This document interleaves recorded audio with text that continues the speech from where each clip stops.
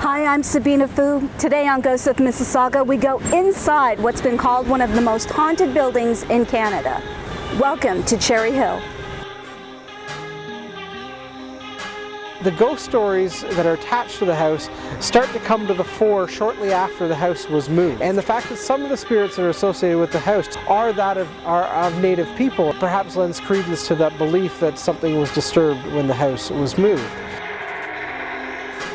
Customers have seen figures in the window at night. The owner herself, she comes here and she locks herself in the office because she's freaky.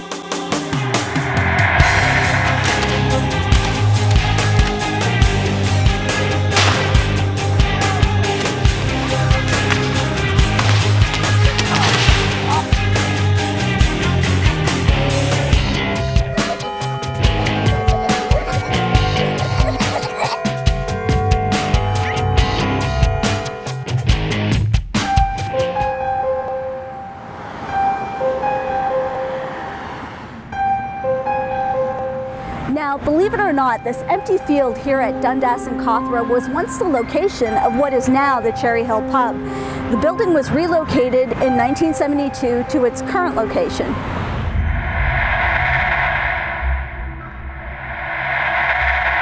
The Cherry Hill House is one of Mississauga's most historic properties. It is one of Mississauga's oldest, if not the oldest, surviving structure. It was built sometime between 1815 and 1822, and the stone portion at the back of the Cherry Hill House, which now serves as part of their kitchen, may even date as early as 1807. We know that the front section, which is a blue section with a sweeping porch on the front, dates to about 1822. The home was built by Joseph and Jane Silverthorne, one of our earliest pioneer families. They came and arrived in what is now Mississauga, historically then known as Toronto Township, in 1807, and they established a small home for themselves. Joseph from a Loyalist family down in Niagara, and Jane part of the Chisholm family in Oakville, two very early significant settling families in this part of the world. Truly historic roots to an even more historic building. But despite its rich history and historical significance, Cherry Hill became a derelict building and was literally falling apart. It was eventually scheduled for demolition. It was, in the early 70s, abandoned, and eventually it was rescued by a developer and moved about 3 blocks or 3 city blocks equivalent from its historic location to its modern home.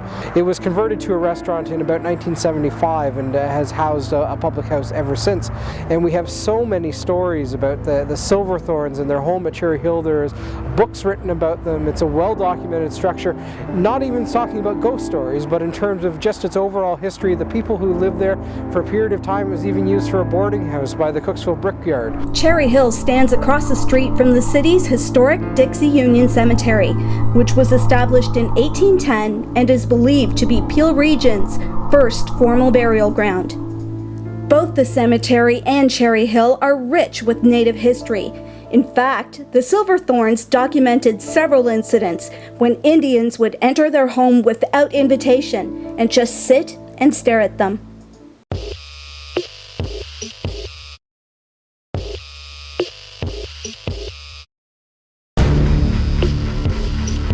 The Silverthorns' nephew or great-nephew was William Stanislaus Romaine. When the Silverthorne family began to pass, the property was actually willed to or left to Romaine.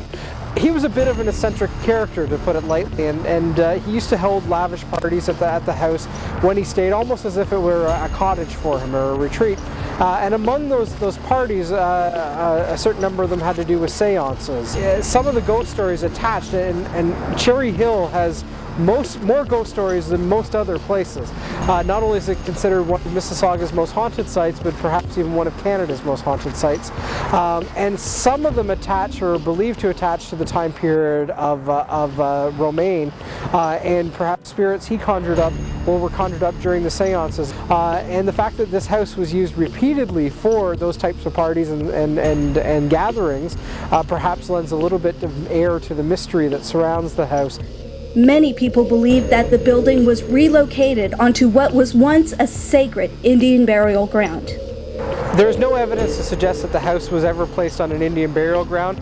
The cemetery it is located next to is the Dixie Union Cemetery, which is Mississauga's oldest established cemetery. It was formally established in 1810, and there have been native remains found in that cemetery which predate 1810 or are believed to predate 1810.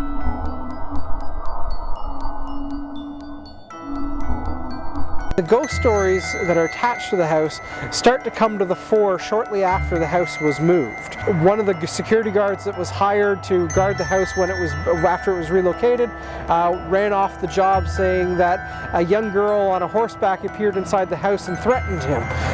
There's said to be a young girl in the house who clairvoyants named Miranda. And we don't know who Miranda might have been, but they say that she died in the house during a fire. There's no evidence of a fire in the house, so we really don't know who Miranda is, but she's said to either sit in one of the front casement windows looking out the front window, or even to be at one of the tables so real that staff in the restaurant serve her, bring her water, and she disappears. Another spirit on the property is called the Ojibwa Man, and the Ojibwa Man is seen in an upstairs bathroom, which used to be a bedroom, seen to be standing in a corner looking out forlornly, and when he disappears, you see him for a second. When he disappears, you're said to smell tobacco smoke. Another spirit, said to be that of another native fellow, is seen reflected in a mirror in the bar level in the basement of the building, looking back at patrons. You look up, and instead of seeing yourself, you see the countenance of a native elder looking back at you. But perhaps the most prevalent story, the most common story we hear, is that of the light. Cherry Hill's third level, which is an attic, is said to periodically there's a light on in the attic, and when the clairvoyant visited the property several years ago, they said that is Miranda remembering the fire, that the light actually comes from that source. Coming up on Ghosts of Mississauga, we go inside the historic Cherry Hill restaurant and pub, where staff and patrons alike have reported coming face to face with spirits of the past. You hear a noise and go, wait a minute, I'm the only one in the building, and why do I hear that noise?